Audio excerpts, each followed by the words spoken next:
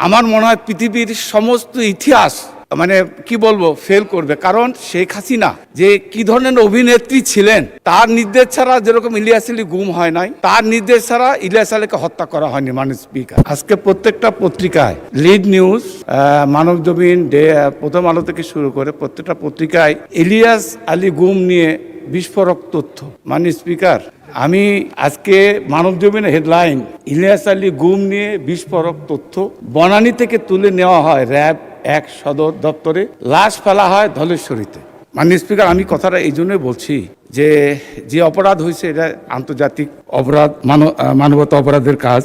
তো আমি আপনার দৃষ্টি আকর্ষণ করছি এই জন্যই, আপনি জানেন ইলিয়াস আলী আপনার সহকর্মী ছিল, আমার বন্ধু ছিল, তার সাথে অনেক স্মৃতি জড়িত। আজকে যদি ইলিয়াস বেঁচে থাকতো, এখানে যারা আমরা এমপি বা সংসদ সদস্য, আমরা সবাই কিন্তু একসঙ্গেই এই পার্লামেন্টে থাকতাম। মাননীয় স্পিকার, তো আমরা পত্রিকার মাধ্যমে যেটুকু জেনেছি, 2012 সালের 17ই মার্চ থেকে 20 মার্চের মধ্যে ইলিয়াসকে হত্যা করা হয়েছে। হত্যা করে তাকে এই ধলেশ্বরী নদীতে ফেলে দেওয়া হয়েছে।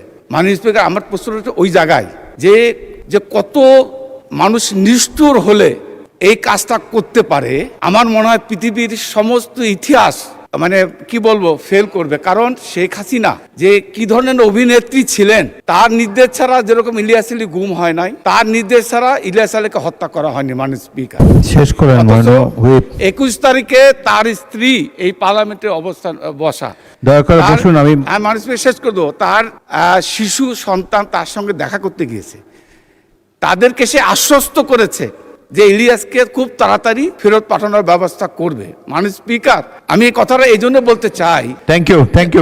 আমি যেটা বলতে চাচ্ছি মাননীয় স্পিকার, শেষ কথা হচ্ছে এটাই, আজকে যদি আমরা কোরআন শরীফের মাধ্যমে যেটুকু জানি, ফেরাউন নমরুদের স্বৈর শাসনের যে ইতিহাস আমরা কোরআন শরীফের মাধ্যমে জানি, কারণ 5000 বছর 6000 বছর আগের ইতিহাস। ধন্যবাদ। এবং আমি মনে করি মাননীয় স্পিকার, বিষয়টি অত্যন্ত গুরুত্বপূর্ণ, হৃদয় বিদারক, সারা দেশের অত্যন্ত বহুল আলোচিত একটি বিষয়। জনাব ইলিয়াস আলীর সহধর্মিণী মাননীয় সংসদ সদস্য, তিনি এখানে উপস্থিত রয়েছেন, তিনিও বিষয়টি সংসদে একবার উত্থাপন করেছেন। আমি তাহসিনা রশদির কে মাননীয় সদস্যকে অনুরোধ জানাবো, আপনি যদি এই ব্যাপারে কোনো পদক্ষেপ নিতে চান, আপনি স্বরাষ্ট্রমন্ত্রীর কাছে একটি লিখিত নোটিশ দিতে পারেন। তাছাড়া এই ধরনের একটা গুরুত্বপূর্ণ বিষয়ের ফয়সালা করার জন্য আন্তর্জাতিক তহবিল ইতিমধ্যে সিমিলার কতগুলো ঘটনায় তারা ব্যবস্থা নিচ্ছে, এবং ইলিয়াস আলী আমাদের অত্যন্ত প্রিয় স্বজন, এই দেশের একজন অত্যন্ত উঠতি জনপ্রিয় রাজনৈতিক নেতা ছিলেন।